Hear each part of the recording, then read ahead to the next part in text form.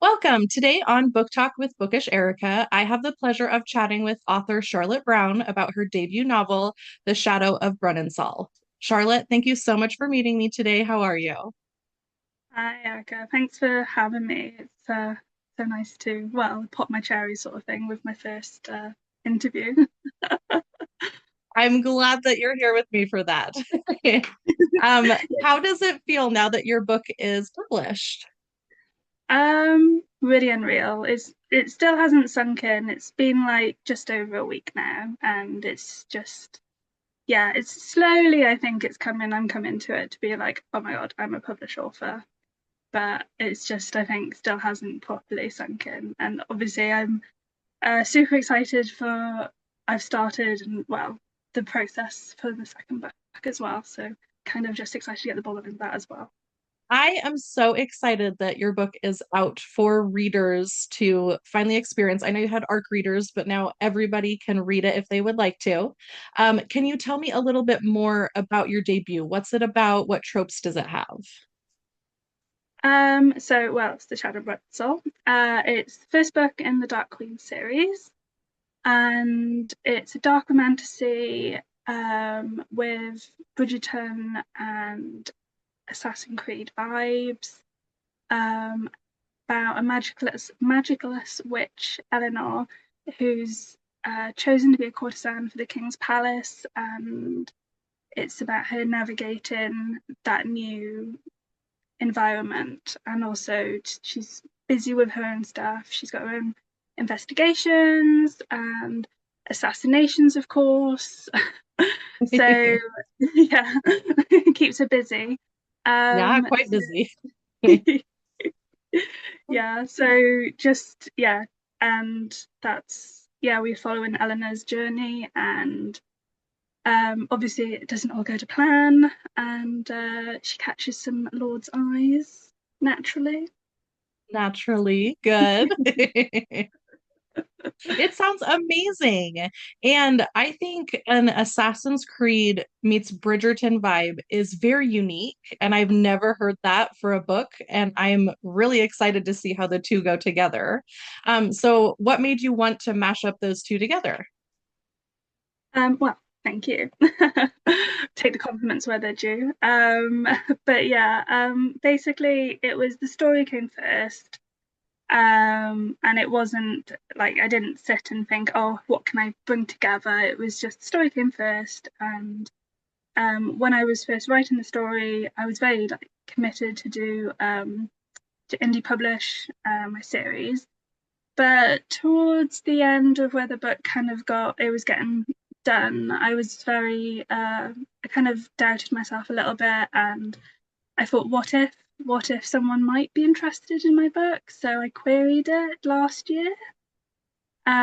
So doing that, I had to bring together a query packet, which meant obviously then I had to look at my book in a different way and had to step back and be objective about the story. And that was the first time I really looked at how to market it essentially. And obviously there's comp titles as well, but when you kind of having to put together just like a one line and just something that just easily says what it is because yeah you'd think after being able to write in the book that um I'd be able to like sum it up very quickly and briefly, but it's actually really hard to do for me.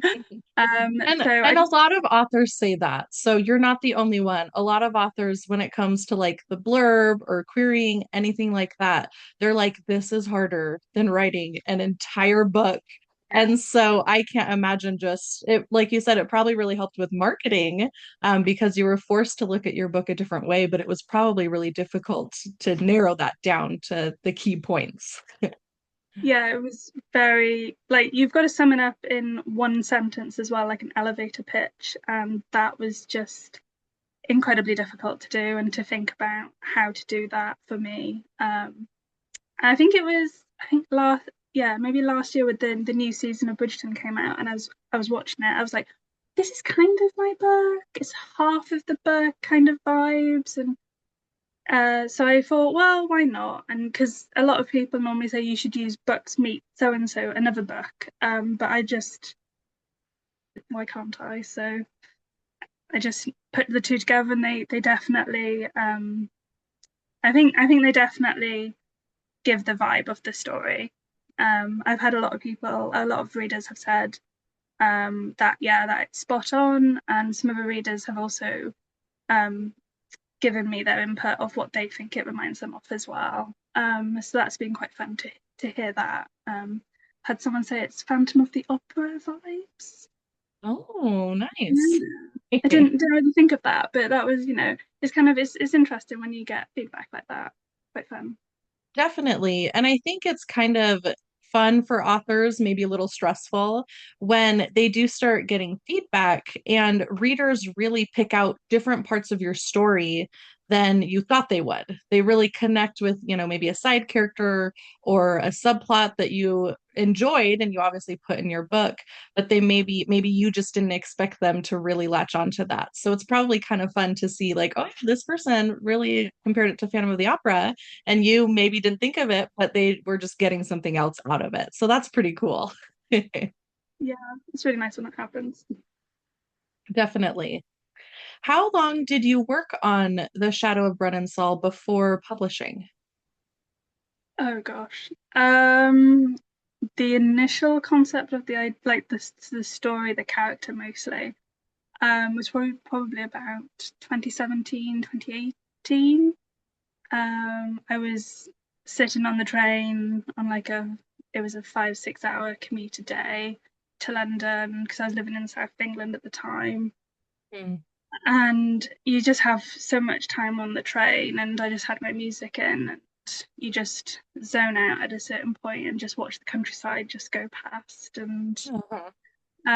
it was just sort of the story came like that, and the character just wouldn't really let me go. And so I wrote it down a little bit in like just grabbed an old sketchbook and just shoved it in there and just thought, that'll be that, and nothing will really come of it. But it steadily grew bit by bit, and I wrote in it bit by bit. Had a few house moves, and then in 2020, then I realized it was quite precarious having it written down in just one place. So I, Yes, yeah. You got to be careful. yeah, it was just like, okay, that's a bit dangerous. There's no backup. So in 2020, then I just decided to transcribe it onto the computer and onto the laptop, and then the story flew from there really. So and it's completely changed the story from where it was back then versus what it is now. It's gone through so many different iterations, and it's become sort of a beast of its own really. Um, it started off as a standalone YA, so quite different from what it is now. Yeah. But after working on it for so long, I could see how the story would change just as I mean, you've been working on it for years at this point. And so it's probably been quite the journey to see it really change through the years. And it probably felt really amazing once you were finally finished with it and you were able to hold a copy in your hand. Was that a surreal moment when you got an author copy and got to see it all printed out and for the first time? Yeah, it was very, very weird. Again, it's still very weird, and it's still again, it's that whole like hasn't really sunk in. Um, and I think it's just because in my mind, I've written the first book, and I wrote it a while ago, and mentally I'm further along in the story, and the books themselves haven't caught up in sort of way. So I just yeah, it's still very strange. My partner bought a copy and got me to sign one, and that was also a very strange moment too. I felt like I was defacing a book, and then I realized it was my own book. I hate writing in books. I don't normally take notes or anything, so I definitely get that like initial gut feeling of, oh, I don't want to write in this. But I love signed copies of books, and so I think it's really cool that you were able to sign one for them. And hopefully, I don't know if you have any other signings planned, but hopefully you have some more signings planned, and you'll get more used to Yeah. writing in the books. Yeah, it's all still very new for me, so it's just everything's still a novelty right now. Yes, I can imagine.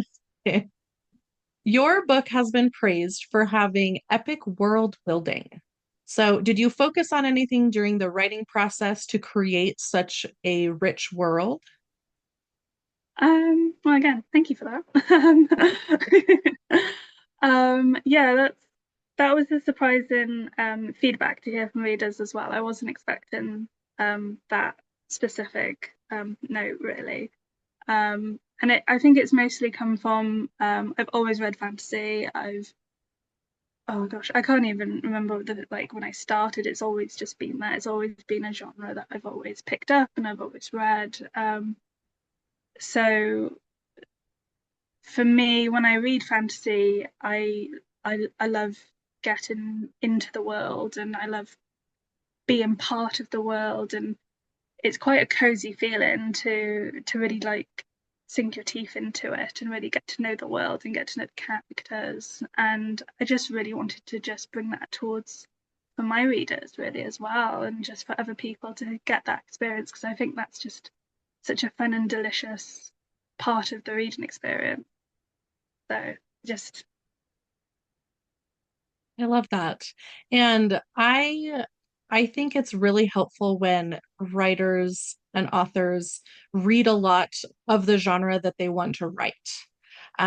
Because you do learn so much from reading other people's work, what you love, what you don't love, what you'd like to change, or maybe see it more of in books. And so it probably was really helpful for you. I mean, you already had this background of reading, these epic fantasies. And so you were able to bring that into your own writing, which is really cool. And I love to see that because I also think it makes a big difference when you can tell the author really loves what they're writing, because that just makes all of the writing and the world building and character development, it just makes it so much richer. So that's really cool. What aspect of your book are you most excited for readers to enjoy? um oh that's a yeah, that's a good question. It's a tough question. Yeah. Um I think I think this is where the reader side of me and the writer side of me clash. Because I'm excited, the writing side is quite excited for the readers to go along and hopefully enjoy the slow burn in the Mhm. story, because it is a slow burn romance. It's a very slow burn romance. Um, but the writer side of me, the reader side, sorry, is yeah, not happy with that at all. I've interviewed a couple other authors and they said something similar. They said they love to torture their readers with a slow burn, but when they're reading, they're like, just kiss already or get together, whatever it is. Yeah, we all know it's going to happen, but it's just you got to tease it slightly, and it's just yeah. So yeah, it's gonna be interesting, I think. Definitely. And I love a slow burn. I think just the anticipation is so much fun. And especially when it's part of a series, because then I know like not everything's going to be wrapped up perfectly at the end of book one. And so Hmm. I'm like, I know there's more books to come. I know there's more development that can happen. And so I'm excited for that. How many books do you have planned in the series right now? Um, oh, well, it's plotted. The main storyline at the very least is plotted quite detailedly. And there's a lot of other subplots that are also plotted, and there's various grey areas for some of them, just to allow myself some flexibility. So, depending on book size and how thick I'm allowed a book to go, um, because they will grow as we go. Um, at the moment it's looking like it might be somewhere around the number 7 mark. Oh wow. Yeah. I was not expecting that number. I'm not upset with it by any means, but that is quite the epic story and I'm really excited. Wow. Thanks. Yeah, I know it's a lot, and I know it's like to say that is sounds it's a very big commitment, and it's also not just a writer commitment, but reader commitment as well. And so I've been very hesitant to sort of put it out there and let people know that it's potentially around the 7 mark, just because I want to make sure I can deliver that, obviously, and still be impactful and not get people bored along the way. Yeah, well, I'm sorry that I asked about it then since you No, no, weren't it's planning on fine. putting it out there. No, Um, it's fine. My but my you've cover, my cover artist knows, but I don't think I've told my editor. So if my editor listens to this, this is how they find out. surprise. Yeah. But your book has had really good reception so far. And so I think that it's finding the right readers, and I think that they're going to be really excited to go on this long journey. I kind of miss longer book series. I've been reading a lot of like duologies, maybe a trilogy here or there. But I love longer stories that do take years to come out. But when you love the world, I love that I can look forward to being back in the world over years. And so I'm really excited to hear that it's going to be a longer series. That's cool. Um, so you've been working on your book for years at this point. What have you learned about yourself through writing and publishing? um, I guess the fact that I can. Um, there was a period where I think I was a bit scared to finish book one and be like, oh, this is book one is done. Because I did go off and write some of the stories and got a little distracted for a little bit. But then I had to veer myself back onto to doing the book and finishing it. And I think I was just a bit nervous about it going out into the world. And um, so yeah, I think just proving to myself that I can, which is quite nice. That alone is such an accomplishment. People don't realize just how difficult it is to write a book, and especially an epic fantasy, because you're creating an entire world with its own magic systems or laws and all these different characters, and there's so much that goes into it. And I think readers can appreciate the world, but I don't think that they like quite understand just how much effort and time and mental capacity and tears maybe goes into writing a book. And so you should be extremely, extremely proud of finishing your first book and that you're already working on the second one and you have this amazing series planned. So I'm very proud of you. I think Oh, that's such an accomplishment. yeah, it's been a bit of a journey, and well, hopefully the second book it won't take nearly as long. It's early next year is the planned date for it.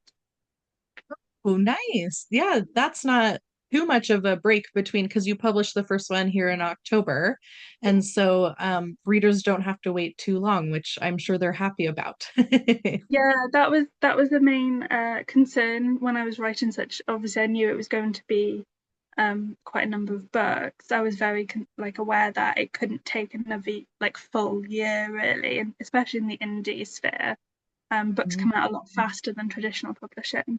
So I made sure that I'm quite a lot further in the story in terms of drafting and editing than what's actually out. So that's why it's kind of a little bit trying to think about book one, but my head is also a book or two further down, so I can't like give anything away yet. So I was trying to like keep myself in just the Shadow of Breninsol for now.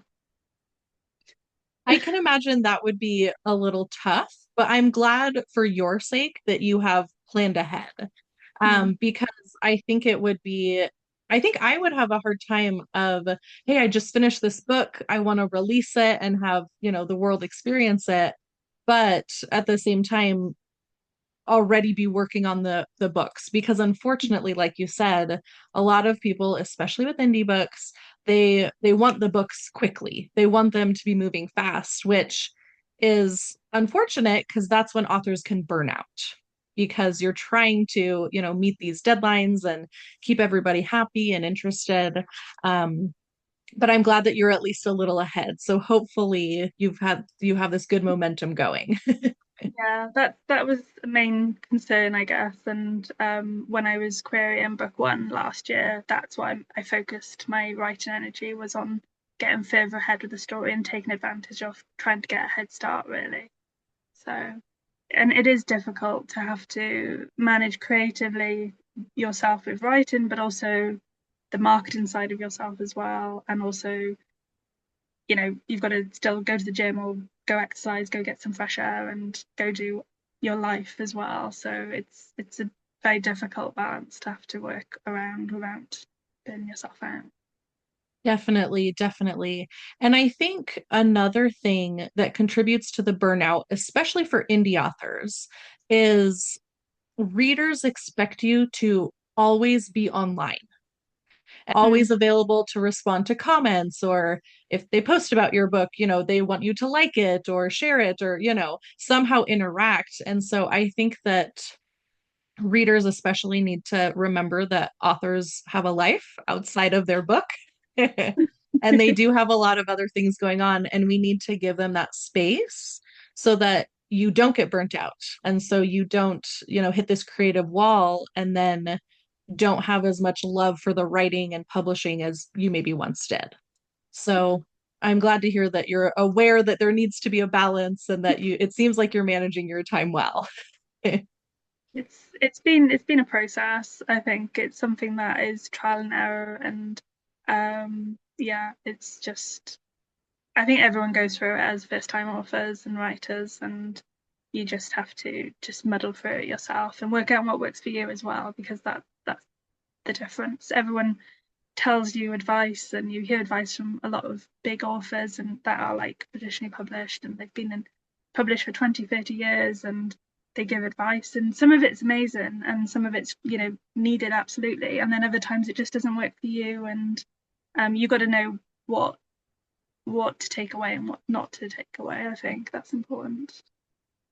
I think that's really smart. I think it's definitely wise to get that advice, but then you do have to kind of filter it out and say, does this work for me? Does this work for my lifestyle? Or is this even good advice for this day and age in publishing? Because some of these authors, like you said, they might have been publishing for 30 years, traditionally the whole time, Mm. and their publishing journey is just going to be completely different from an indie author today who's managing social media and all the different ways that people interact now. So it sounds like you are definitely on the right track though, and you're smart enough to, kind of pick and choose and twist things however you need them to work for you. So I'm happy for you. Yeah. So if someone wanted to start reading your debut epic fantasy, The Shadow of Breninsol, what formats is it available in and where can they find it? Well, right now it's an ebook and it's in Kindle Unlimited, and Good. it's also paperback. Both at the moment is just on Amazon, but fingers crossed, I am trying to get into bookstores and hopefully some libraries as well would be nice. Awesome. I am first glad to hear that it's in Kindle Unlimited because I know a lot of listeners and readers appreciate that. And for anyone who's listening, this is a friendly reminder. You can request books from your library. If they don't have it in stock, or even from an indie store, anything like that, you can go in, you can request them. You just need the book title, author, the ISBN helps, but if you have the book title and author name, the bookstore or library can definitely help you with that. So let's help get author Charlotte Brown into these bookstores and libraries because we need a lot of people to read her amazing book. And yeah, Charlotte, just thank you so much for chatting with me today. I had a lot of fun, and I loved hearing more about your writing and publishing journey. Thank you very much for having me. It's been lovely to be here and talk with you.